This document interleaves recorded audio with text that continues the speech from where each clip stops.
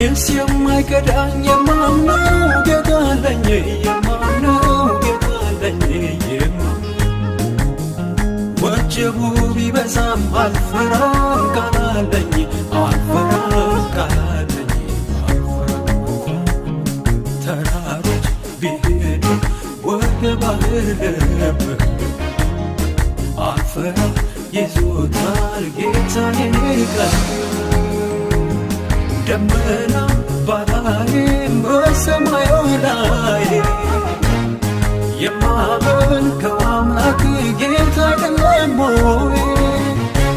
ሰዎች የሚሉት ሌላ